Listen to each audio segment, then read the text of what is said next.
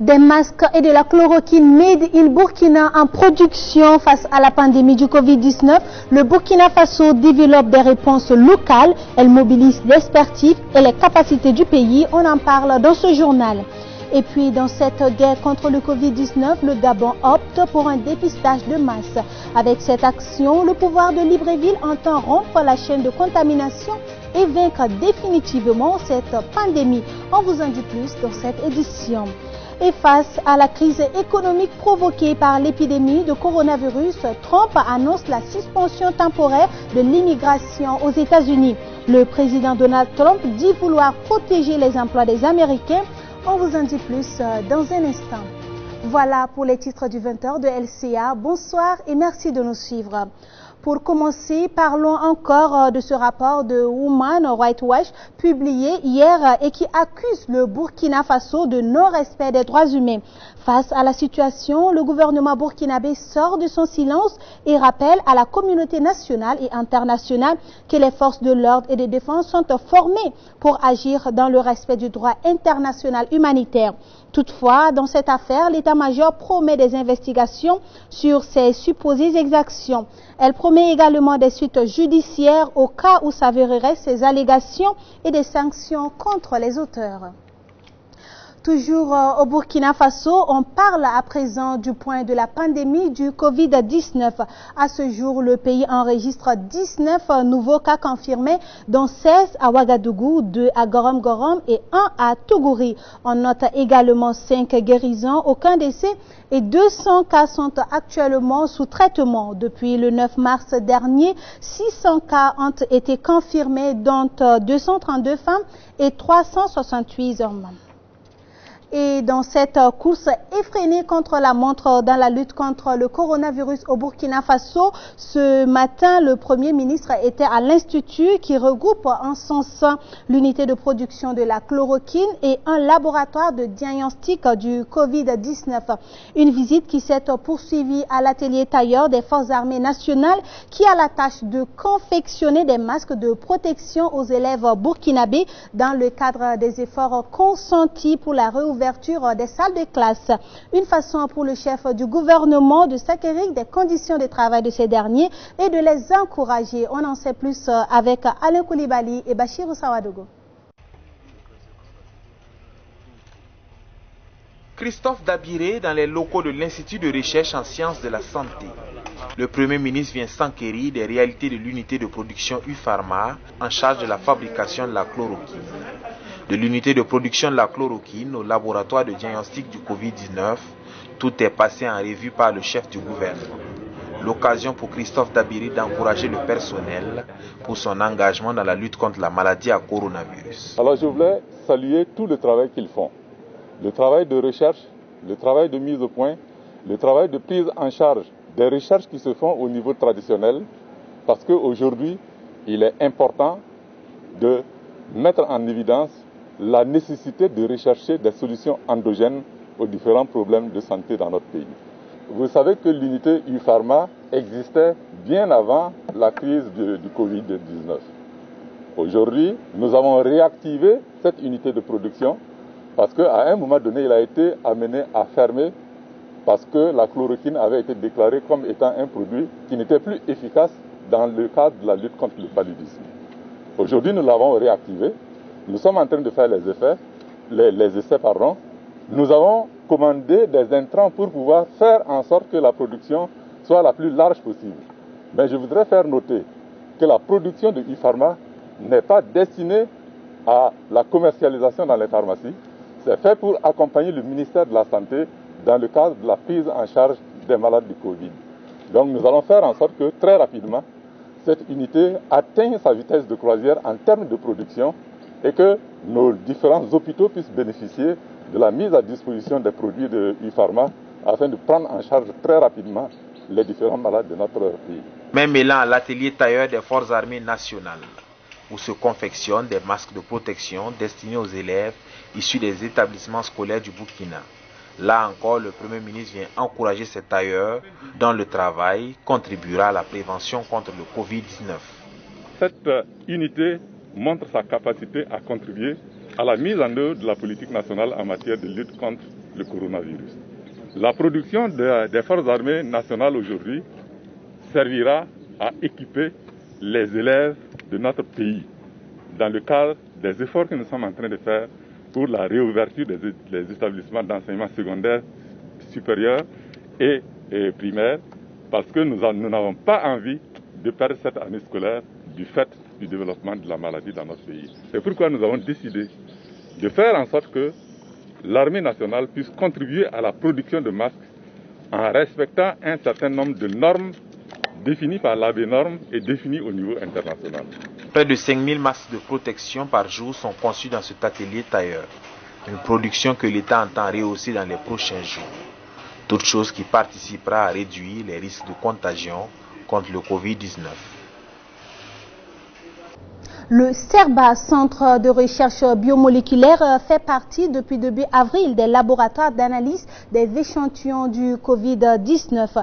Appelé à la rescousse, ce centre privé a mis son matériel ultramoderne et son personnel à la disposition de l'État dans le cadre de la lutte contre le nouveau coronavirus. Et ce matin, des journalistes ont pu y effectuer un tour. Comment se passent les analyses pour diagnostiquer le coronavirus? La réponse dans cet élément de Gilles Dasda et de Constantin Sieda. Cosaque de rigueur, Charlotte sur la tête ainsi que le masque. La protection est maximale avant d'entrer dans ce laboratoire. Nous sommes au sein du centre de recherche biomoléculaire Pietro Annigoni, CERBA. Ici, les laborantins analysent les échantillons pour poser le diagnostic du Covid-19. Sollicité dans la lutte contre la pandémie, ce centre privé, initié par les religieux camiliens, est depuis le 6 avril pleinement intégré dans le dispositif de riposte au coronavirus. Les échantillons nous arrivent au niveau du pôle et il y a une série de désinfections du box qui nous arrive. Ensuite, les échantillons sont acheminés dans cette aile du laboratoire qui a été réaménagée dans le cadre du diagnostic. L'agent qui est là va procéder à la préparation de l'échantillon, des différents échantillons, en vue de l'extraction de l'ARN, qui est la matière génétique du virus. Cette phase d'extraction de l'ARN se fait au niveau de l'extracteur automatique que vous avez là.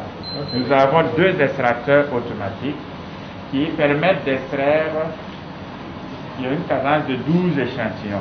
Donc quand on les envoie ensemble, en 42 minutes, nous avons 24 échantillons qui sont extraits. Vous voyez, hier par exemple, nous avons reçu 102 échantillons. Alors, une fois que l'ADN et l'ARN du virus est extrait, les échantillons se retrouvent dans cette autre salle pour la révélation. Les résultats, comme vous le constatez ici, et j'insiste sur un élément important. Tout le long de cette expérience, on utilise des contrôles. Un contrôle négatif, un contrôle positif et un contrôle interne. Si vous devez analyser ces résultats, il faut s'assurer d'abord que tous ces contrôles-là ont répondu. S'il y a un contrôle qui n'a pas marché, l'expérience est invalidée. Donc, on ne va pas considérer valide.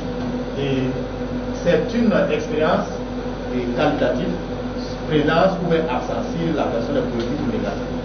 Et si on sélectionne un échantillon ici,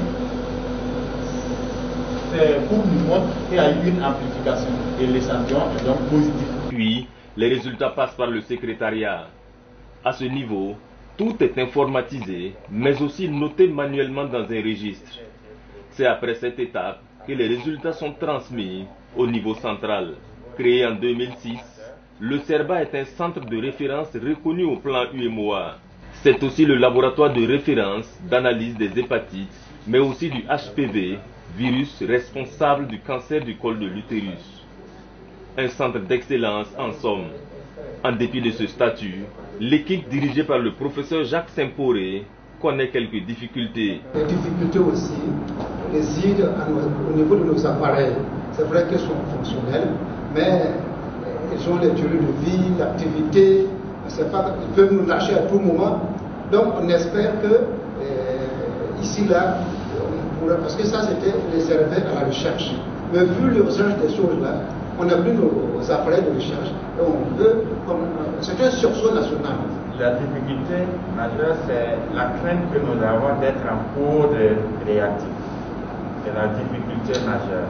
Vous avez vu, nous avons parlé à peu près de l'extracteur automatique. Alors l'extracteur automatique, les kits que nous avons, nous sommes presque à notre... Et il est difficile aujourd'hui, nous avons vu même la maison qui nous livre, c'est une maison italienne, et la dernière fois je suivais qu'eux-mêmes ils sont en difficulté d'approvisionnement. Donc c'est un peu la contrainte que nous avons. Mais en biologie moléculaire, nous avons toujours un système de contournement.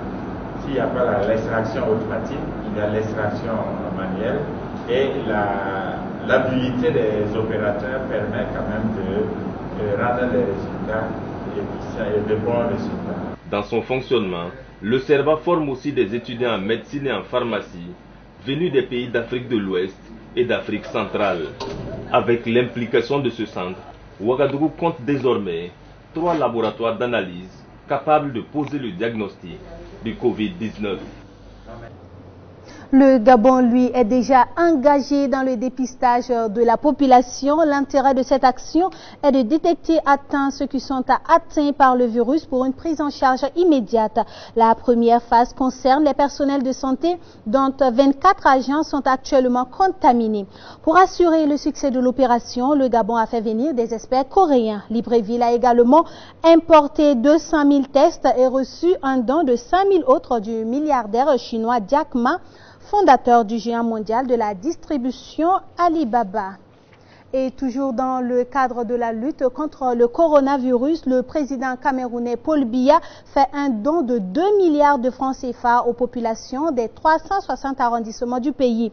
Ce don est essentiellement constitué de matériels médicaux. On parle de 50 000 cartons de savon, 1,5 million de masques de protection pour les populations, 50 000 masques chirurgicaux pour le personnel hospitalier, 40 000 bidons lave-mains, des kits de dépistage rapide ou encore des appareils respiratoires pour les hôpitaux.